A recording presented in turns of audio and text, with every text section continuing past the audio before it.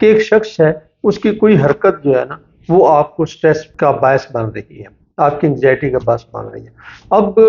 اگر مجھے یہ پتہ نہ ہو کہ مجھے یہ پرابلم کہاں سے آ رہی ہے تو میں اس کا علاج کسی اور طریقے سے کرتا رہوں گا، لیکن جب تک وہ جگہ جہاں سے یہ پریشانی آپ کو آ رہی ہے اس ڈیٹے کو آپ کنٹرول نہیں کرتے تو آپ الٹیمیٹلی اس معاملے کو بہتر نہیں کر سکتے۔ میری اور آپ کی زندگی میں کبھی نہ کبھی سٹریس بھی آتا ہے، انگزائٹی بھی آتی ہے، اور ہم بہت سارے مواقع کے اوپر بالکل بے بس ہو جاتے ہیں، جس سے ہمارے اوپر پریشر بھی آتا ہے اور اس کی کوئی نہ کوئی ریزن ہوتی ہے۔ اس کو انگریزی میں ایک صاحب نے یہ کہا، take note of your emotions. اب انگزائٹی آئی ہے، پریشر آیا ہے، سٹریس آیا ہے، آپ کی ہارٹ بیٹ تیز ہو گئی ہے، یا کچھ نہ کچھ کوئی نہ کوئی ایسا کام ہو گیا ہے جو آپ کو نارمل سے اب نارمل صورتحال میں لے جاتا ہے اور آپ کوئی کام کرنے کے موڈ میں نہیں ہوتے، ایک فرسٹریشن ہوتی ہے اور آپ بہت ساری چیزوں پہ بودریشن آپ کو ہوتی ہے۔ تو اس کی کیا وجہ ہے اور کس طریقے سے اس کا حل کیا جا سکتا ہے؟ بہت سارے لوگوں نے اس کے بہت سارے حل بتائے ہیں، کسی نے کچھ کہا، کسی نے ریسٹ کرنے کے لیے کہا، کسی نے کوئی میڈیٹیشنز کے لیے کہا، کسی نے سیر کے لیے کہا، کسی نے اس کے حل بتائے گئے۔ ایک صاحب جو ہے انہوں نے اس کا ایک بہت بہترین حل بتایا، ان کا نام جو ہے وہ اس طرح سے ہے، آبی کیٹلن میگڈسن ان کا نام ہے۔ انہوں نے وہ ایک باقاعدہ سند یافتہ ایک بہت بڑے سائیکیٹرسٹ ہیں، انہوں نے کہا کہ آپ کو اس کا نام رکھا ٹیک نوٹس آف یور ایموشن۔ یہ کوئی ڈیٹا ہے، کوئی انفارمیشنز ہیں جو آپ کو مل رہی ہیں اور آپ اس کی وجہ سے آپ ایموشنلی بیلنس آپ کا خراب ہو رہا ہے اور آپ کسی سٹریس میں آ گئے۔ بڑی تھوڑی سی عجیب سی بات تھی، میں نے اس کو جب فردر پڑھا تو مجھے سمجھ آئی کہ واقعتاً یہ کوئی چیز تو ایسی ہے جو مجھے انفارمیشن آ رہی ہے، کوئی بھی آ رہی ہے۔ مثلا مجھے کوئی انفارمیشن آ رہی کہ میں امتحان میں فیل ہو رہا ہوں اور میری یہ جاب جا رہی ہے، یہ ڈیٹا ہے جو مجھے مل رہا ہے اور میں اس کی بنیاد کے اوپر ایک سٹریس بھی لے رہا ہوں اور پریشانی کا بھی اظہار کر رہا ہوں۔ اب انہوں نے ایک نیا کنسیپٹ جو دیا ہے کہ ٹیک نوٹس آف یور ایموشن۔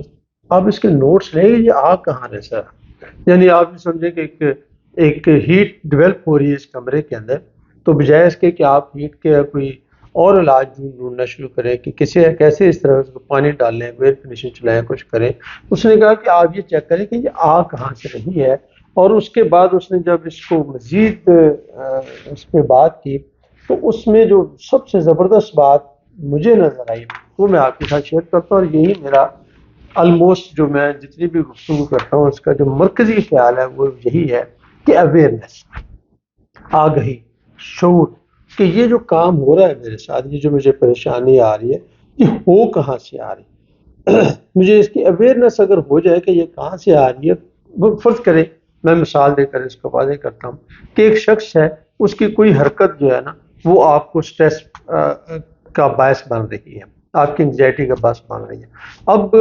اگر مجھے یہ پتہ نہ ہو کہ مجھے یہ پرابلم کہاں سے آ رہی ہے تو میں اس کا علاج کسی اور طریقے سے کرتا رہوں گا۔ میں مثلا کھیلنا شروع کروں گا، میں عبادت کرنا شروع کروں گا، میں سیر شروع کروں گا، میں شاپنگ پہ چلا جاؤں گا، لیکن جب تک وہ جگہ جہاں سے یہ پریشانی آپ کو آ رہی ہے اس ڈیٹے کو آپ کنٹرول نہیں کرتے تو آپ الٹیمیٹلی اس معاملے کو بہتر نہیں کر سکتے۔ یہ اس آتھر کا یا اسکالر کا یہی اس کا ایک قول ہے، یہی اس کی آبزرویشن ہے، اور میں اس کو فردر آپ کے سامنے یہ بات رکھنا چاہتا ہوں کہ بجائے اس کے کہ ہم اس کا علاج ڈھونڈنے شروع کریں، علاج سے پہلے ہم اس کا سورس ڈھونڈیں کہ یہ پریشانی کا سورس کہاں سے تھا، یہ آئی کہاں سے ہے، اس کے نوٹس لینے شروع کریں اور لینا شروع کریں۔ آپ یقین جانیں اگر آپ کو سمجھ آ جائے کہ یہ پرابلم تو مجھے اس شخص سے آ رہی ہے تو آپ اس سے اوائڈ کر لیں گے، یہ پرابلم مجھے اس کھانے سے آ رہی ہے آپ اس کھانے سے اوائڈ کر لیں گے، یہ اس نوکری کی وجہ سے مجھے یہ سارا سٹریس جھیلنا پڑ رہا ہے آپ اسے ختم کر لیں گے۔ تو بجائے اس کے کہ بھی آپ اس کے اگلے مرحلے پر جائیں، آپ اس سے پچھلے مرحلے پر جائیں، اس کے سورس کو دیکھیں، تو انشاءاللہ العزیز یہ سورس جب آپ ختم کر لیں گے تو آٹومیٹیکلی آپ کا یہ سٹریس اور انگزائٹی اور یہ فرسٹریشن جو ہے وہ ختم ہو جائے گی۔ یہی اس کیٹلن آتھر کا